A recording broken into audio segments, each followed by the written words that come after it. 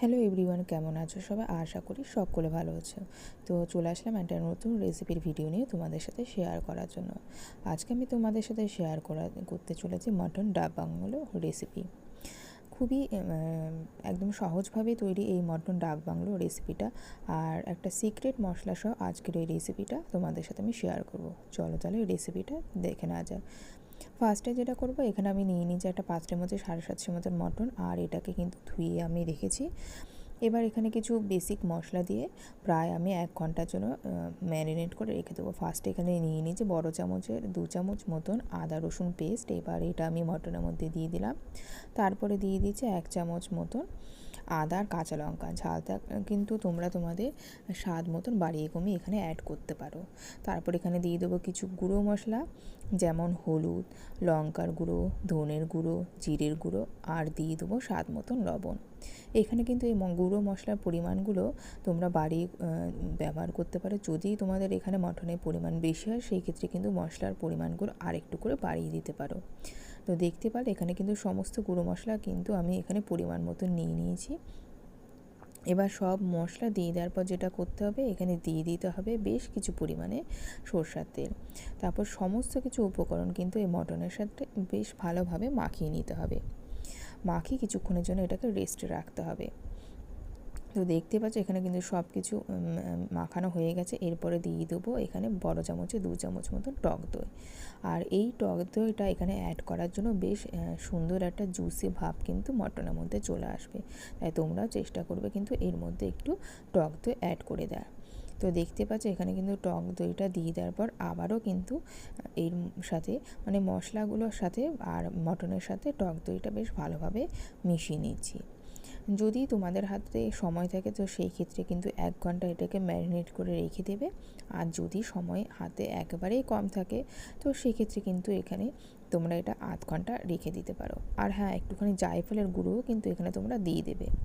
অপরদিকে একটা শুকনো মশলা আমি করে নেবো। শুকনো কড়াই গরম করে নিয়ে এখানে আমি দিয়ে দিয়েছি 2 থেকে 3টে তেজপাতা, তারপর দারচিনি, 1 টুকরো এলাচ দিয়েছি। তারপরে দিয়েছি হচ্ছে গোটা গোলমরিচ আর গোটা ধনে। এবার এগুলো সমস্ত কিছু একসাথে কড়াইয়ের মধ্যে নেড়ে চেড়ে হালকা ফ্লেভার বেরিয়ে আসার পরে ঠান্ডা হয়ে গেলে গুঁড়ো করে নেবো। অপরদিকে আরেকটা কড়াই এখানে বসিয়ে দিয়েছি। এখানে দিয়ে দিয়েছি আমি 2 চামচ মতন সরষের তেল। যেহেতু মটনটা করার পর কিন্তু অনেকটা তেল কিন্তু রিলিজ হয়, তো যার জন্য আমি এখানে 2 চামচের মতন সরষের তেল অ্যাড করে দিয়েছি।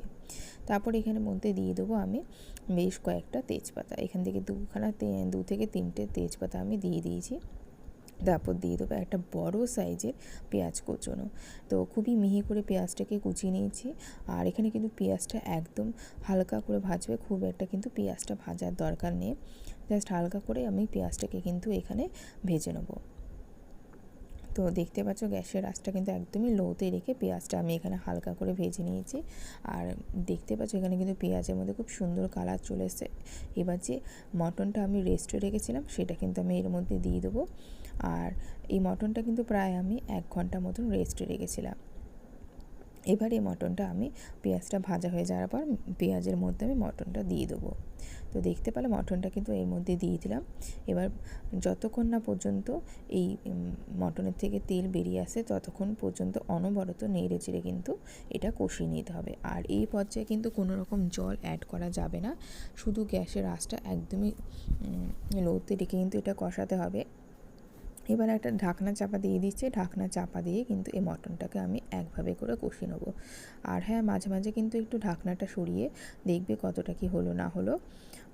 তো প্রায় 20 মিনিট মতন এটা হতে আমার সময় লেগেছে। তো দেখতে পাচ্ছ অনেকটা তেল কিন্তু মটন থেকে রিলিজ হয়েছে। তো প্রথমেই বলেছিলাম তো এর থেকে কিন্তু অনেকটা তেল বেরিয়ে আসবে, তো যার জন্য আমি কিন্তু প্রথমেই 2 চামচের মতন সরষের তেল দিয়েছিলাম। তো দেখতে পাচ্ছ এখানে কিন্তু সুন্দর কষানো হয়ে গেছে। এবার ঢাকনা চাপা দিয়ে আরও কিছুক্ষণের জন্য এটাকে আমি কষিয়ে নেবো। তো দেখতে পাচ্ছ কি সুন্দর তেলও কিন্তু বেরিয়ে এসছে। অপরদিকে বেশ কিছু বড় সাইজের আলু আমি আগে থেকে ভেজে রেখেছিলাম। তো এই আলুগুলো কিন্তু আমি পরে দেবো। তোমরাও চেষ্টা করবে এখানে কিন্তু আলু অ্যাড করা, আর আলুগুলো চেষ্টা করবে একটু বড় মধ্যে নেওয়ার। তো দেখতে পাচ্ছ অপরদিকে কিন্তু এখানে মটনটা খুব সুন্দরভাবে কষানো হয়ে গেছে। তো মটনটা কষানোর পরে তারপর কিন্তু আলুটা দিয়েছি। প্রথমেই কিন্তু আলুটা দেবে না, তাহলে কিন্তু আলুটা একেবারেই গলে যাবে। যখন দেখবে মটনটা একেবারেই কষানো হয়ে গেছে তখনই কিন্তু তোমরা এই আলুটা এখানে দেওয়ার চেষ্টা করবে। এবার আলুটা দিয়ে মটনের সাথে কিন্তু আলুটা আবার নেড়ে চেড়ে কষিয়ে নিতে হবে। অপরদিকে একটা প্রেসারের মধ্যে আমি নিয়ে নিয়েছি অল্প পরিমাণে জল। এবার জলটা গরম হয়ে গেলে মটনটা এর মধ্যে দিয়ে আমি 1 থেকে 2টো সিটি আমি এর মধ্যে দিয়ে নেবো। যেহেতু মটনটা কিন্তু বেশ কিছুক্ষণ ম্যারিনেট করা ছিল, তো খুব বেশি সিটি এখানে দিতে হবে না, জাস্ট 2টো সিটি দিলে কিন্তু হয়ে যাবে। তো 2টো সিটি দেওয়ার পর দেখতে পাচ্ছ এখানে কিন্তু হয়েই গেছে এটা। তারপরে যে মশলাটা আমি গুঁড়ো করে রেখেছিলাম সেই মশলাটাও আমি এর মধ্যে প্রায় 3 চামচের মতো দিয়ে দিলাম। তো দেখতে পারলে কী সুন্দর সহজভাবে কিন্তু রেসিপিটা তৈরি হয়ে গেল। তোমরাও কিন্তু এই রেসিপিটা বানিয়ে দেখতে পারো। ভিডিও